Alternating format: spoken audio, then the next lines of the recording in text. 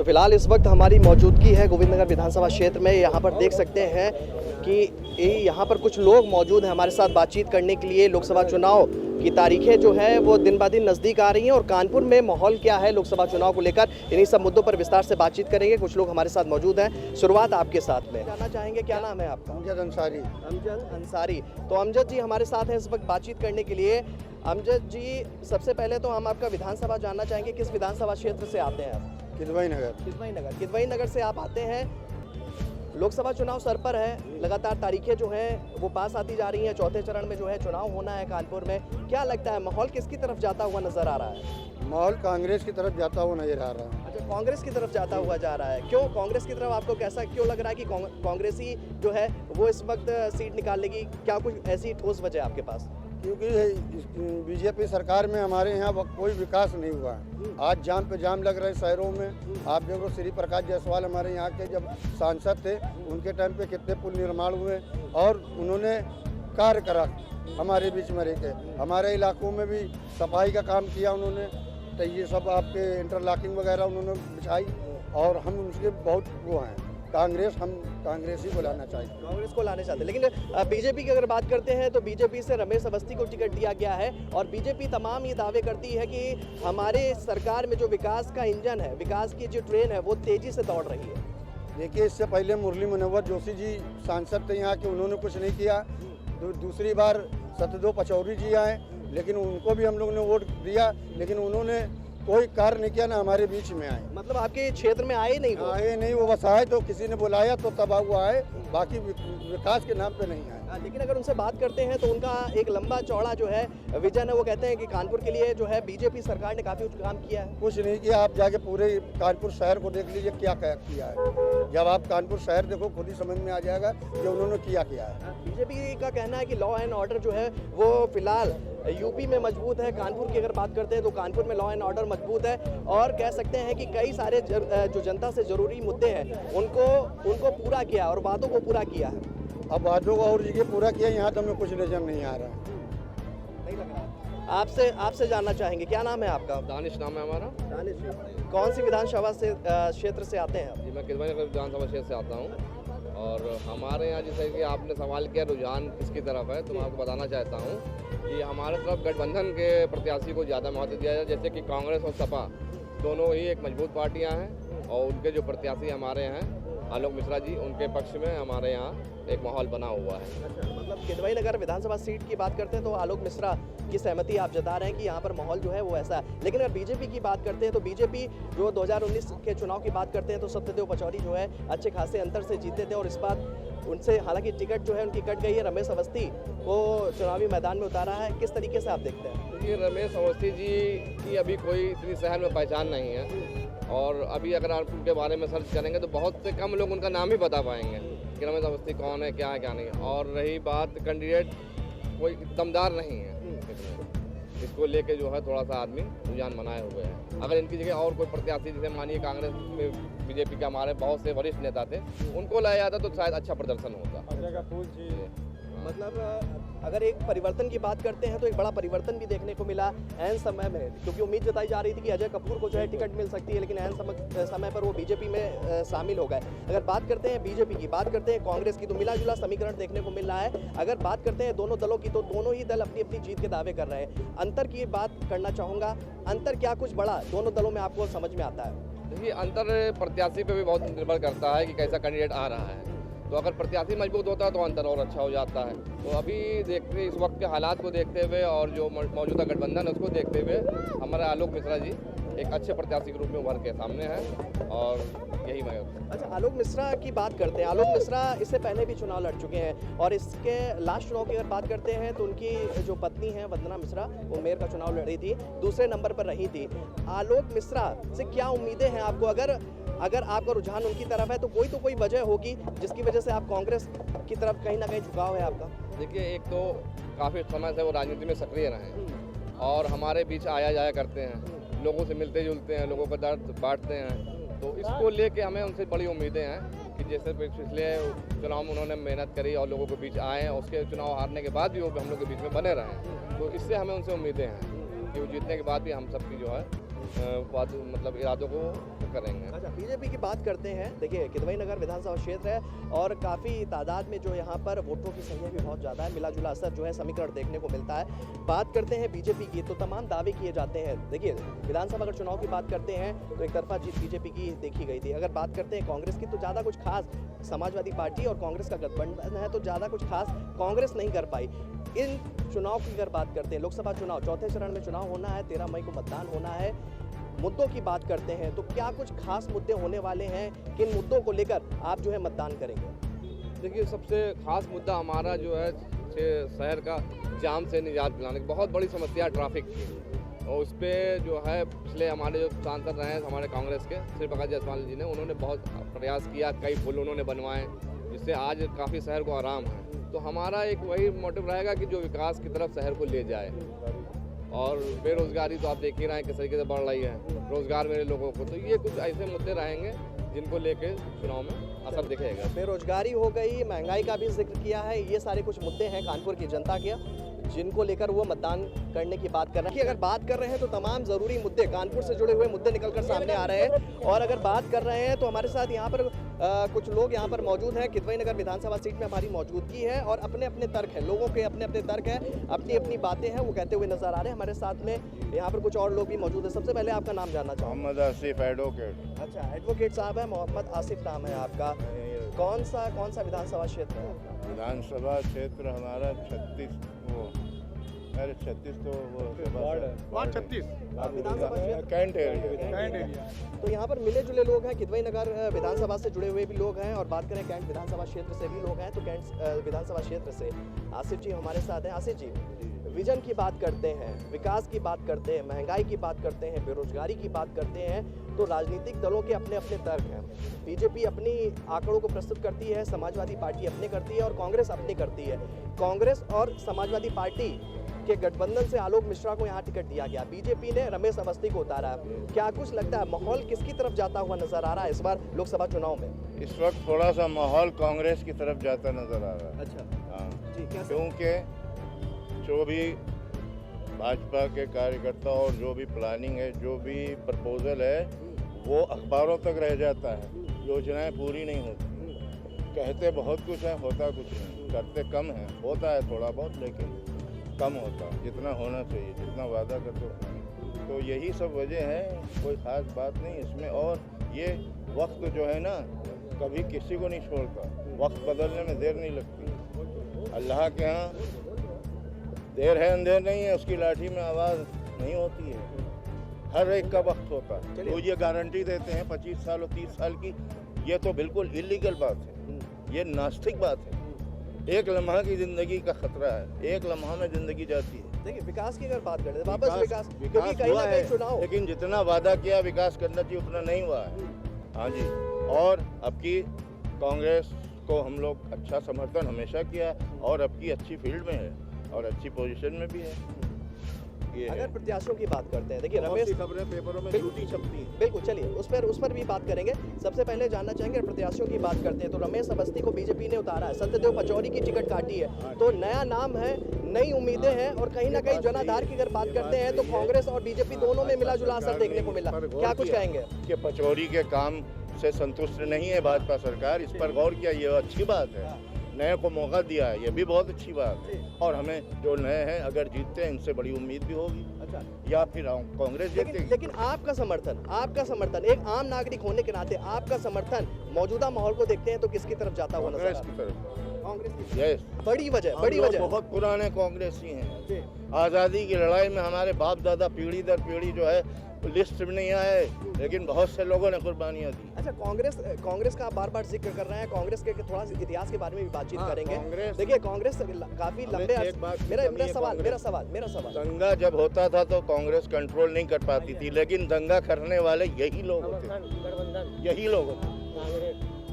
हाँ, कौन होते थे दंगा करने वाले? सब लोग अराजक तत्व थे उस टाइम, कोई पोस्ट नहीं। चलिए, दंगा की बात कर दी तो यहाँ पर जो जिस समय मौजूदा जो गवर्नमेंट है जो वो ये कह रही कि दंगा नियंत्रण हमने किया, यहाँ पर दंगे नहीं हो रहा है। दंगे हो रहे हैं, लेकिन कुछ सामने आ रहे हैं, कुछ नहीं आ रहे, लेकिन कंट्रोल हो जाता है। पुलिस सख्त है, ऐसी पुलिस पहले नहीं सकती, पुलिस अच्छा काम करती। तो फिर आपका परिवर्तन, तो फिर इस हिसाब से बीजेपी फिर इसके बाद कांग्रेस, तो आपका मत किसकी तरफ जाता है? तो वही वजह है। मत हमारा कांग्रेस की तरफ जाता है। चलिए, सबसे पहले आपका नाम। सबसे पहले हमारा नाम मोहम्मद तौफीक है। मैं किलवेनगर विधानसभा से हूँ। अच्छा, हमारा कॉलोनी से आता है। अच्छा। तो हमारे यहाँ सबसे पहले जो बरसात होती है तो ये बीच से मेन रोड से नाला ब्लॉक है, तो ये पानी जाने का कहीं से रास्ता नहीं है।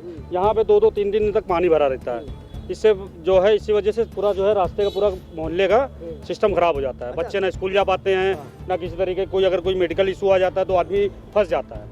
तो ये चीज़ यहाँ पे सबसे बड़ी प्रॉब्लम है यहाँ पे। तो लोकसभा चुनाव जो है वो सर पर है, कांटे की टक्कर देखते हैं बीजेपी और कांग्रेस में। भाई यही है कि भाई हमारा वोट तो भाई कांग्रेस को जाएगा, सबसे बड़ी चीज़ ये है। अब उसके बाद देखते हैं, अगर उन्होंने काम कराया तो ठीक है, नहीं उसके बाद प्रत्याशी बदलेंगे। जब नेक्स्ट चुनाव आएगा तो उसमें प्रत्याशी चेंज करेंगे। अच्छा, कांग्रेस की तरफ जो है आपका रुझान है, कांग्रेस को लेकर क्या कुछ उम्मीदें हैं आप? अब उम्मीदें क्या है वो तो अब इलेक्शन बाद ही पता चलेगा कि प्रत्याशी कौन सा जीतता है, बीजेपी का जीतता है कि कांग्रेस का जीतता है। अब उसी हिसाब से देखा जाएगा अच्छा, फिर। यहाँ पे कुछ लोग हैं और लोगों का मानना भी है, तो सरकार का भी यही कहना है, यूपी की सरकार का यही कहना है, योगी सरकार क्या कहना है कि विकास के काम हो रहा है लगातार, महंगाई कम हो रही, बेरोजगारी कम हो हमारे रही अगर है। ये क्या विकास लगता का है काम आपको? हो जाएगा तो हम बीजेपी को खड़े होकर वोट दिलाएंगे। अपने कानूनी जितने क्षेत्र सबके वोट हम बीजेपी पर डलवा देंगे। ये हमारा है, ये हम कह रहे हैं, अपने ऊपर कह रहे हैं कि हम एक वोट ले जाके बीजेपी को डलवाएंगे यहाँ से, बीजेपी प्रत्याशी के। अच्छा, 5 साल की अगर बात करते हैं तो सत्यदेव पचौरी जो है वो सांसद रहे हैं, आप लोगों के बीच में आए वो? या एक बार नहीं आए, एक बार सत्यदेव पचौरी जी का यहाँ पे एक बार भी यहाँ पे उनका नहीं हुआ है। और जिससे ये करीब 20 साल का ये चीज़ प्रॉब्लम है। इससे पहले भी बीजेपी के सांसद रहे हैं, इसके बाद भी बीजेपी के सांसद रहे हैं, तो इसके वजह से कभी ये काम ही नहीं हुआ। आप देख सकते हैं वहाँ पे नाला ब्लॉक है।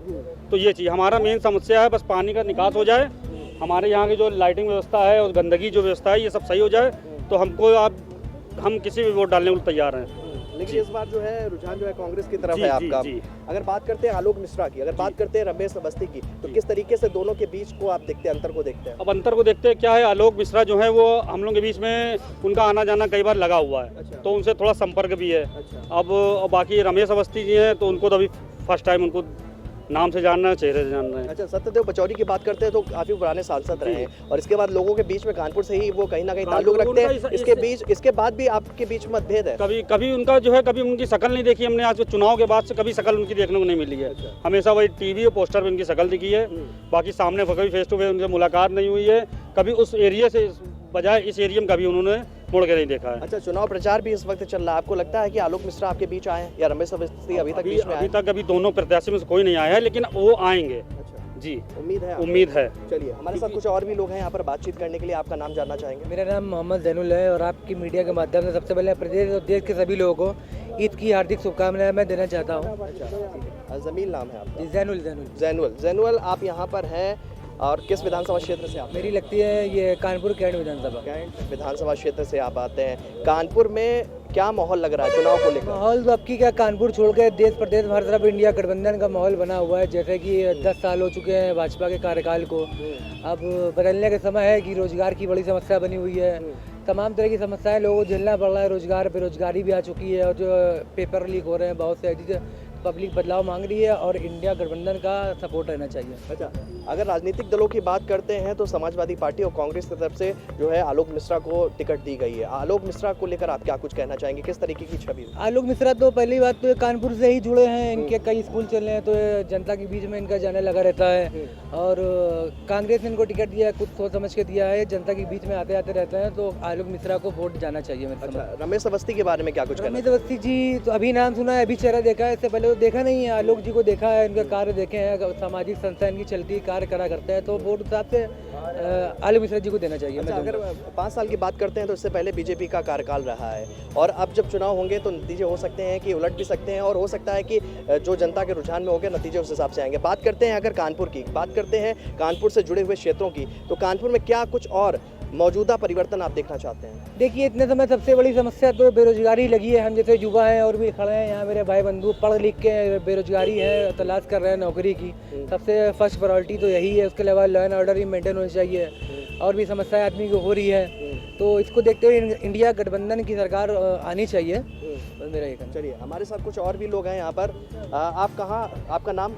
हमारा नाम विनोद कुमार गुप्ता।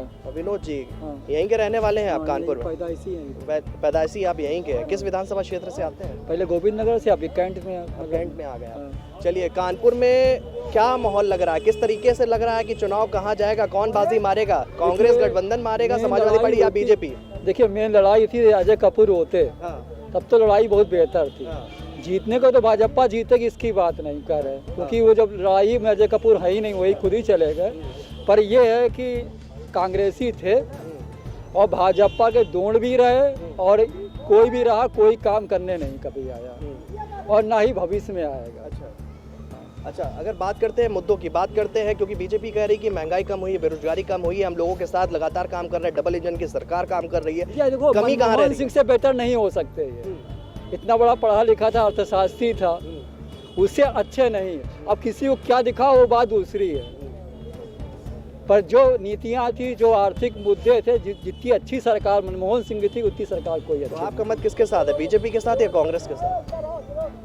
हमारा मत कांग्रेस के साथ। कांग्रेस के साथ में हमेशा से कांग्रेस के साथ हमें रहा है खुशी या है, इस बार कांग्रेस को हमें चुनेंगे? खुशी है कि सपा ने समर्थन दे दिया, इसलिए लड़ाई टक्कर की होगी। मतलब कानपुर में हाँ। अगर लड़ाई की बात करते हैं तो टक्कर की होगी टक्कर लड़ाई। की होगी और हम तो यही चाहेंगे कि भाई आलोक मिश्रा जीते। अच्छा, अब वो भाई क्या होगा ये तो अलग की बात है। अच्छा, रमेश अवस्थी के बारे में क्या कुछ कहना है रमेश अवस्थी तो कुछ नहीं, वो तो पूंजीपति आदमी, वो क्या करेंगे, कौसा दावे ना हमारी समस्या को। अच्छा, आलोक मिश्रा के बारे में क्या कुछ कहेंगे, किस तरीके से, क्योंकि प्रत्याशी हैं, कानपुर से ताल्लुक रखते हैं, क्या कुछ माहौल लग रहा है? आलोक मिश्रा में ये लोग जाएंगे तो वो काम करेंगे। देखो है पूंजीपति, वो भी है, स्कूल चल रहे हैं, कहीं डीपीएस चल रहा है। अब लोग जाएंगे तो काम करेंगे और नहीं जाएंगे तो भी कोई खुद तो सांसद आएगा नहीं। हाँ, आलोक मिश्रा बिल्कुल माहौल देखिए, आप भी आलोक मिश्रा का जिक्र कर रहे हैं, रमेश अवस्थी हम पे भी कुछ लोगों का बेटर कहना है कि प्रत्याशी है, प्रत्याशी बेटर है, सपने समर्थन है, जीतना चाहिए। अब क्या होता है वो अलग चीज। चलिए के लिए एक और व्यक्ति है, सबसे पहले आपका नाम? बबलू मिश्रा, बबलू जी, किस विधानसभा क्षेत्र से? हम वार्ड पर 65 से 65 से आते हैं।